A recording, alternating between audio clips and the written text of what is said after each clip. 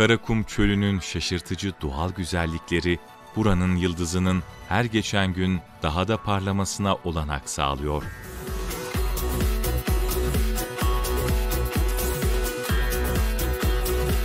Dünyanın birçok bölgesinde obruklarla oluşan derin çukurlar bulunabiliyor.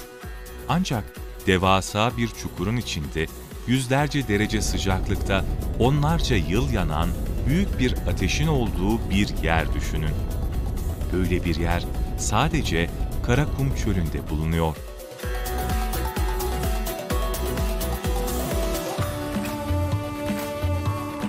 Çölün sarı kumları arasında yanan ateşin gizemli görüntüsü internet ortamında tıklanma rekorları kırıyor. Sanki devlere ait bir yemek ocağını ya da fırını andıran ateşin nasıl çıktığını tecrübe etmek isteyen çok sayıda kişi Aşkabat-Daş-Oğuz karayolu üzerinden Derveze köyüne gidiyor. Gaz kraterine ulaşmak için sadece son birkaç kilometrede sıcak kumların ve stabil yolun üstesinden gelinmesi gerekiyor. Dünyanın en şaşırtıcı yerleri listesinde yer alan ve muhteşem görüntüsüyle büyüleyici bir görsel şölen sunan Karakum Ateşi, bölgenin turistik değerine değer katıyor.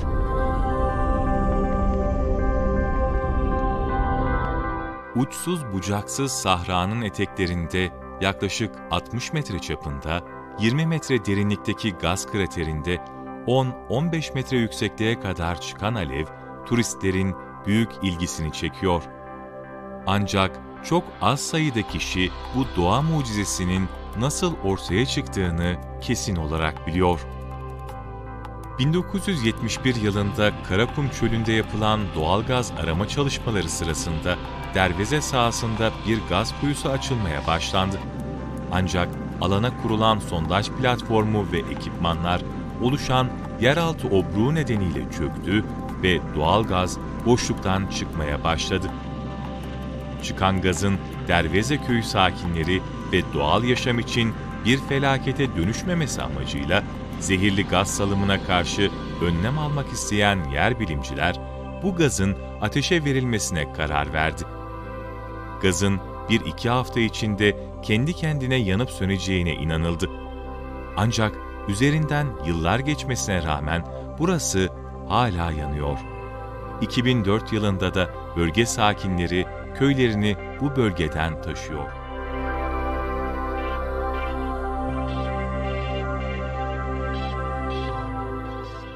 Gaz, kum taşı üzerinde patlayarak sıcak havayı daha da sıcak hale getiriyor. Sabah ve akşam Karakum'un harikulade dünyasındaki bu cehennem ateşini ziyaret ederseniz, yavaş yavaş karanlığa ve turuncu alevlere gömülen kraterin muhteşem manzarasının keyfini çıkarabilirsiniz. Özellikle geceleri sanki yerde bir ay varmış gibi oluşan parıltı, yakından izleyenleri masal dünyalarındaki farklı alemlere götürüyor. Bu nedenle buraya Karakum Çölü'nün parıltısı da deniyor. Derveze kraterine giren hiçbir canlı dışarıya sağ salim çıkamıyor. Ateş yerden büyük bir güçle fışkırıyor, parçalanıyor ve yükseklerde adeta dans ediyor. Çok şiddetli olmamakla birlikte az da olsa gazın kimyası gereği çıkan koku bölgede yaşayan hayvanları buradan uzaklaştırıyor. Karakum sahrasının altın renkli kumlarında benzer kökenli kraterler de bulunuyor. Bu devasa çukurların yanmamasının nedeni ise gaz basıncının daha zayıf olması gösteriliyor.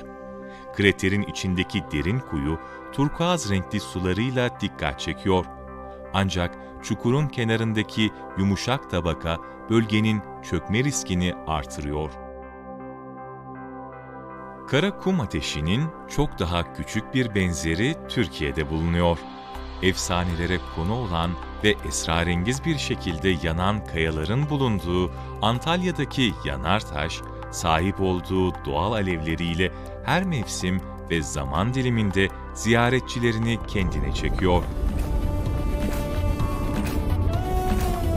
Binlerce yıl yanan Olimpos'un sönmeyen ateşinin çok daha büyük bir benzeri olan kara kum ateşinin daha ne kadar yanmaya devam edeceği bilinmiyor. Bir bilim kurgu setini andıran görüntüsüyle kara kum ateşi çevreyi hem aydınlatıyor hem ısıtıyor.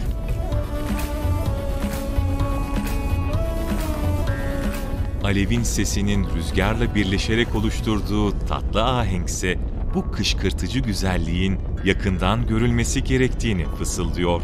Kara kum ateşi tüm cazibesiyle sizleri davet ediyor.